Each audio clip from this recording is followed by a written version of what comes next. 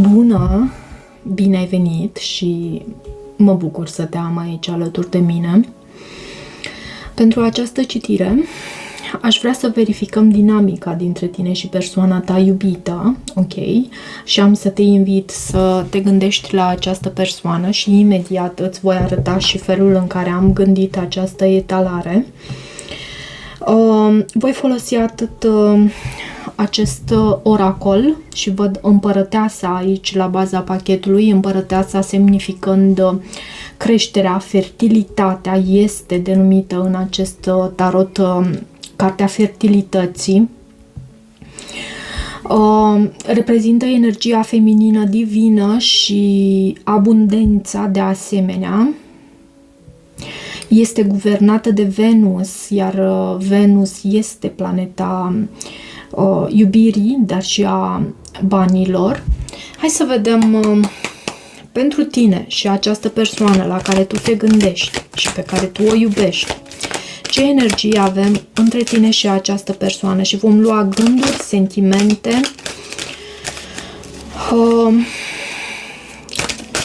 acțiuni din partea ta și ale acestei persoane și m-am gândit să folosesc și acest pachet al meu de cărți, de data aceasta cu cărți care sunt și întoarse. Uite, avem pajul de cupe întors și 9 de bâte și mai multe cărți care sunt întoarse. Să vedem ce iese, ok? Pentru că am observat că în semnificațiile cărților întoarse, parcă folosind astfel cărțile, citirea devine mai complexă, sper să iasă ceva și am să vă rog să-mi spuneți și în comentarii ce simțiți voi despre acest lucru. Acest pachet are doar cărțile în poziția lor normală. Hai să vedem pentru tine și persoana iubită. Asul de cupe. Și văd un alt card de cupe, este vorba despre 9 de cupe. Vă împliniți o anumită dorință aici. Asul de cupe anunță că nu doar că există posibilitatea unui nou început cu iubire între tine și această persoană. Poate chiar este o persoană nouă în viața ta, dar iubirea de sine abundă aici. Avem această cupă din care se revarsă apă și avem cartea Umbra sau cartea Luna, cum este denumită. Poate că această perioadă în care se mai resimte încă energia acestei eclipse care tocmai a avut loc ieri. Și 8 de bâte.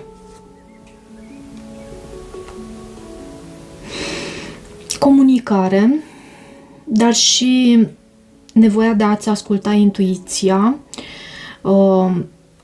Această carte Luna uneori vine cu secrete, cu lucruri ascunse.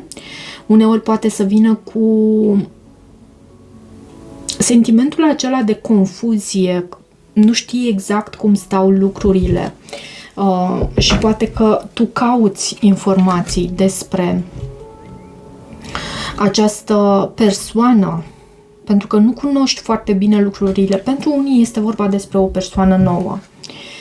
Avem 8 de monede în gândurile tale. Chakra plexului solar în sentimentele tale, foarte interesant. Puterea este în acțiunile tale. 9 de monede este în gândurile sale. 7 de spade, 7 de spade este în sentimentele sale, în ceea ce te privește. Roata destinului este în acțiunile sale. Și avem și această carte, cartea Faetonul sau Triumful, care anunță acțiune în exterior. Deci nu neapărat faptul că tu ai parte de un anume shift în interior, cât în exterior, acțiune, ceva se pune în mișcare în exterior și este în viitorul apropiat între tine și această persoană. Și hai să clarificăm și să vorbim despre aceste cărți în același timp, ok? Optul de monede din acest oracol vorbește despre mișcare pozitivă înainte. Optul de monede, bineînțeles, în tarotul tradițional vorbește despre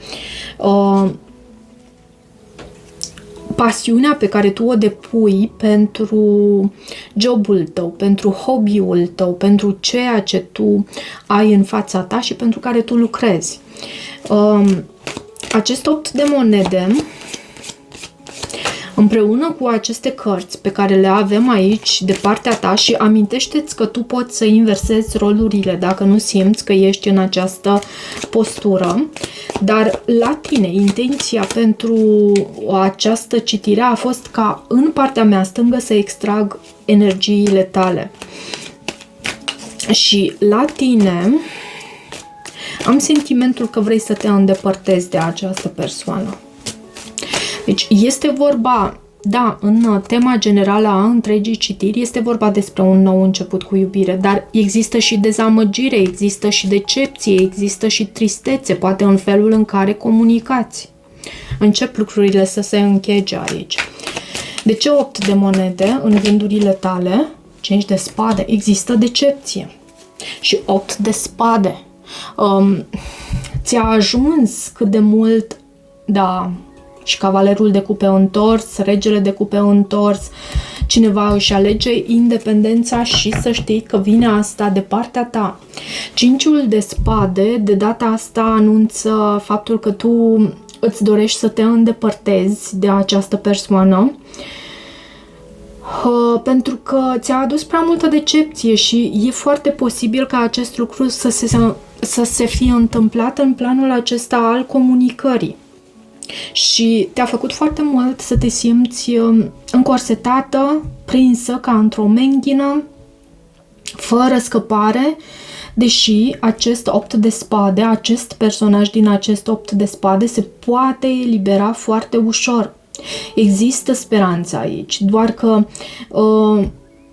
spațiul în care se află este unul închis, este unul întunecat, ea nu vede ieșirea. De ce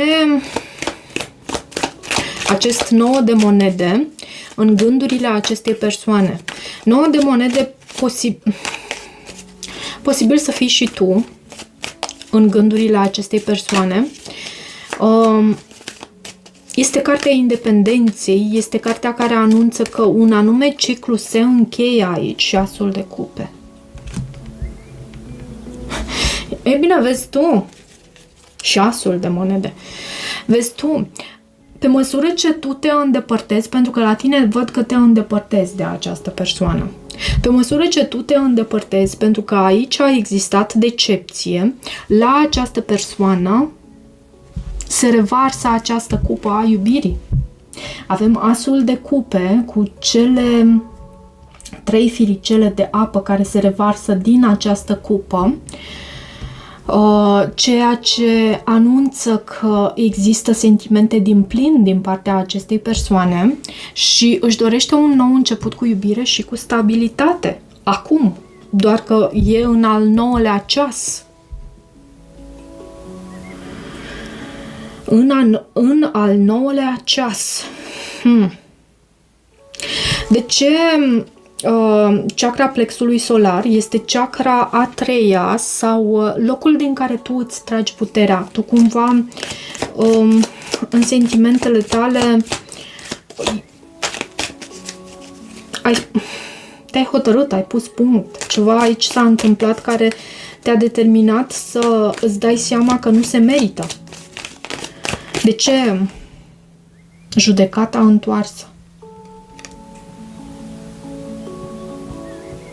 Poate fi vorba și despre critică, să știi. Acest card judecata, și uite, am să pun puțin pe pauză sau nu. Am să verific chiar așa, cu tine aici, alături de mine, ce semnificație are cartea judecata întoarsă. Dar din câte mi-amintesc eu, da, Vorbește și despre critică, despre îndoială de sine și despre faptul că e posibil ca tu la un moment dat să fii ignorat această chemare de a te îndepărta. Tu ai în gândurile tale această dorință de a te îndepărta, dar parcă îți mai spui în sentimentele tale că poate această persoană mai merită o șansă. Merită oare? Hai să vedem, să descoperim, pentru că avem în sentimentele sale 7 de spade, decepție și invidie. Poartă o mască această persoană. De ce decepție și invidie în sentimentele acestei persoane? De ce această decepție aici? Pajul de cupe. Întors. Și 8 de monede. Poate să existe și un soi de invidie din partea acestei persoane, poate în ceea ce privește abundența ta, pentru că văd din nou acest 8 de monede și stabilitatea ta de asemenea, te-ai transformat, te-ai schimbat, tu nu mai aștepți. Și de ce în sentimentele sale, aceste cărți, pajul de cupe și 7 de spade, puterea și 7 de spade. Sincer, chiar dacă sunt în sentimentele acestei persoane, aceste cărți din tarot îmi vorbesc despre energia ta. Și da, această persoană te-a decepționat. Da, această persoană te privește cu coada ochiului, cum se spune. Și vede la tine faptul că tu nu mai ai această cupă pentru dânsul, că te-ai transformat în această ființă extrem de puternică și se simte blocată această persoană. Se simte blocată, văd și control, cu toate că și-ar dori să se simte singur. Se simte singur, văd acest 5 de monede, se simte abandonat, se simte respins și cu toate că poate și-ar dori să comunice, poate nu mai există posibilitatea acum, pentru că tu deja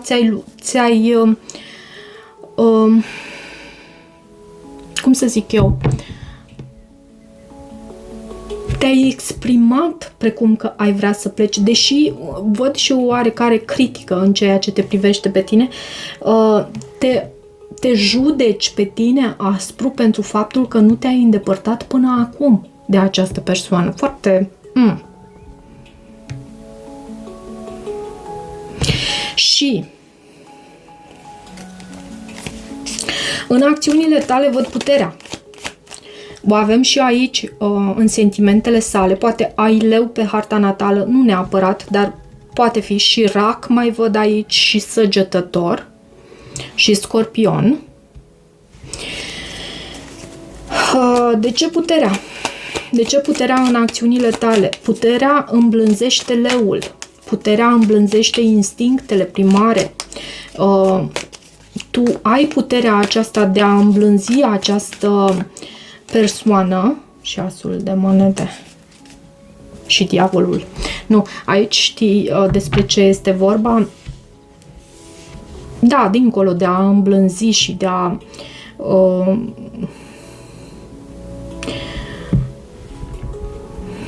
supune, văd faptul că la tine această ofertă de dragoste din partea acestui om, amintește-ți că am avut asul de cupe și aici și am avut asul de monede la un moment dat și aici când am clarificat.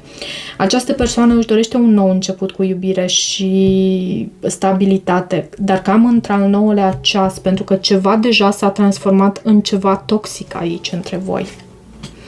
Ceva s-a transformat în ceva toxic.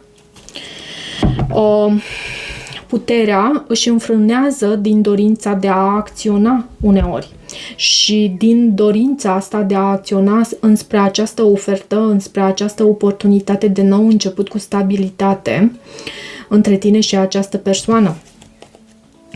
De ce roata norocului în acțiunile sale? De ce roata norocului în acțiunile sale?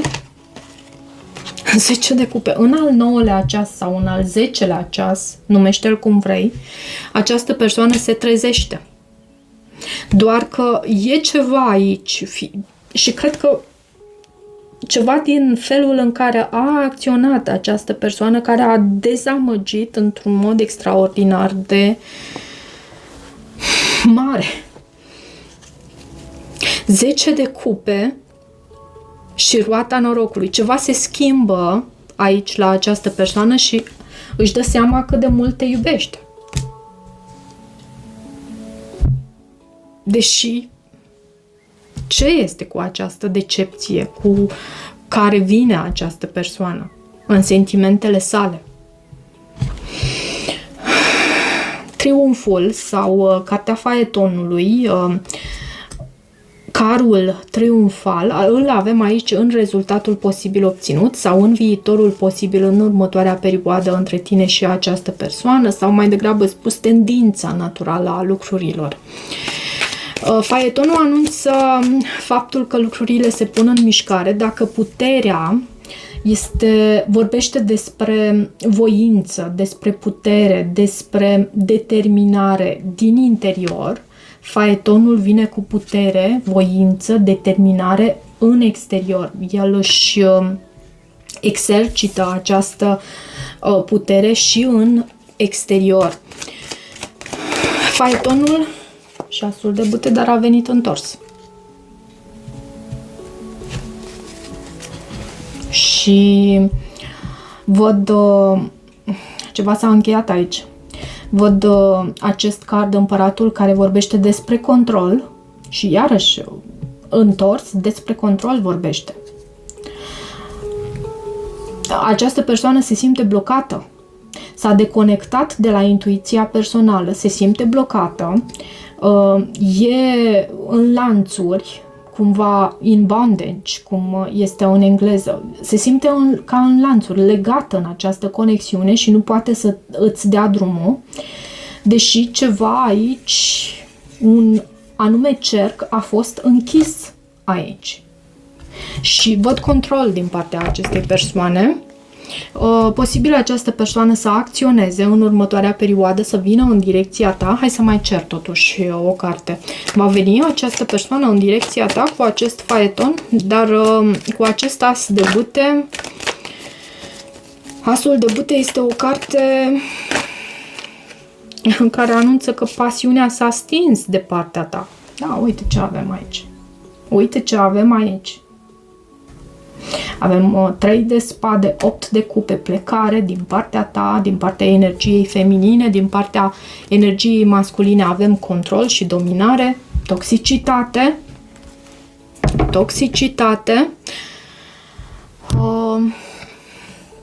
Asta văd aici. Să mai extrag și alte mesaje? Hai să vedem ce trebuie să știi tu și să accepti în această situație din visul șamanului, pentru că nu vreau să extrag mesaje chiar din partea acestei persoane. Simt o persoană care într-un mod profund te-a decepționat și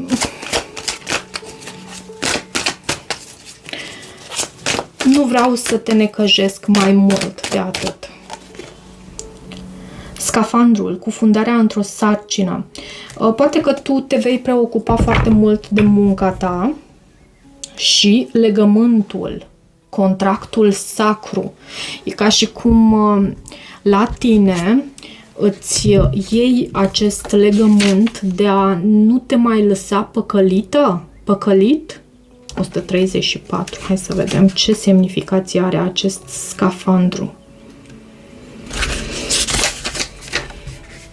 Asumarea riscului, cufundarea într-o sarcină, noi descoperiri. Este ușor să te joci în apele puțin adânci, unde apa este limpede și poți vedea tot ce strălucește la picioarele tale. Oricine se poate aventura aici. Există un risc mic, nu există nimic de descoperit, niciun secret întunecat, nimic pe care să nu-l poți percepe deja. Comoara a fost culeasă de mult timp, înlocuită de o certitudine blândă. În râul puțin adânc nu există surprize, totul este sigur. Ei, dar nu asta te cheamă acum. Scafandrul de mare adâncime te invită să plonjezi cu el. Nu poți vedea fundul, dar trebuie să înnoți în adâncurile întunecate pentru a găsi misterul care îți scapă acum. El știe unde se află perlele de sub nisipurile străvechi. Ești chemat să privești dincolo de suprafața lucrurilor pentru a găsi un răspuns. Lasă-ți intuiția să te propulseze în apă, permițând ca amintirile să se învârtă în jurul tău și emoțiile să iasă la suprafață în timp ce te confrunți cu necunoscutul. Curiozitatea îți va fi cel mai mare ghid. Vei descoperi cu siguranță ceva minunat pe care să-l aduci înapoi tuturor celor care se bălăcesc pe mal. Dar numai tu vei ști cu adevărat valoarea descoperirii tale. Ești dispus să faci acest efort? Plonjează! Ia-ți angajamentul de a merge până la capăt și vei fi uimit. La tine văd faptul că tu ai pornit deja pe un anume drum. Încearcă să îl duci până la capăt. Cu acest scafandru asta văd. Încearcă să duci acest drum până la capăt și văd și acest legământ. Și închiderea ușii. Finalizare.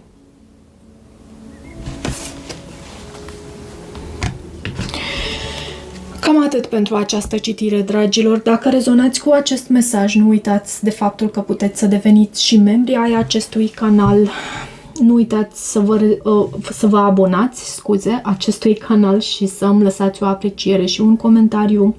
Pentru citiri private există detalii în descrierea videoclipului, detalii de contact. Eu îți mulțumesc și toate bune!